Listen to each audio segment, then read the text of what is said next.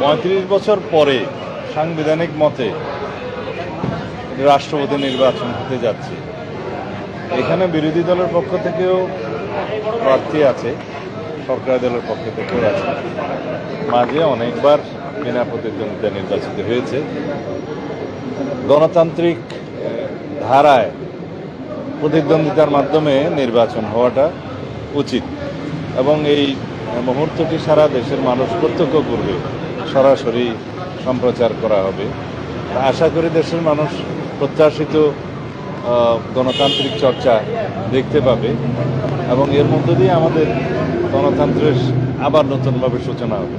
মাননীয় স্বরাষ্ট্রমন্ত্রী বিরোধী দলের পক্ষ থেকে তারা অভিযোগ করেছেন যে ৭০ অনুচ্ছেদের কারণে এখানে গণতান্ত্রিক যে মত প্রকাশের স্বাধীনতা সেটি বাধাগ্রস্ত হয়েছে।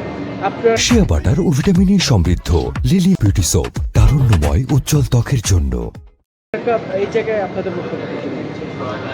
আমরা সংবিধান সংশোধন সংক্রান্ত যে কমিটি গঠন করেছি, সংসদীয় কমিটি, সেই কমিটিতে বিরোধী দলীয় সদস্যরা এখনো যোগদান করেননি।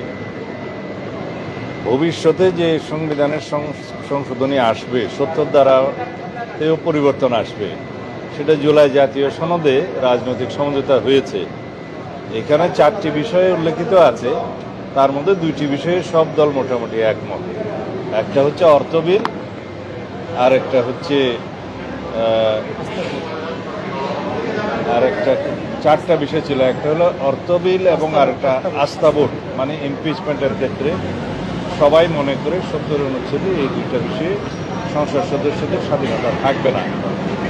অন্য 2টা বিষয় সংবিধান সংশোধনী সংক্রান্ত বিলে এবং যদি কোনো সময় যুদ্ধ পরিস্থিতি হয় সেই সময় এই 2টার সময়ে দলের বাইরে ভোট দিতে পারবে কি পারবে না, এই বিষয়ে বিএনপির পক্ষ থেকে আমাদের নোট অফ ডিসেন্ট আছে যে এই 2টা বিষয়েও সংসদ সদস্যরা দলের মতামত অনুসারে ভোট দেবে।